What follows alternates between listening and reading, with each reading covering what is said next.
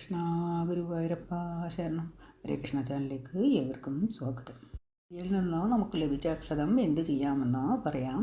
സാധാരണയായി പൂജാകർമ്മങ്ങളിൽ പഞ്ചഭൂതങ്ങളിൽ അധിഷ്ഠിതമായ തത്വങ്ങളാണ് ഉപയോഗിക്കുന്നത്. പുഷ്പം ആകാശതത്വമായിട്ടുള്ളതാണ്.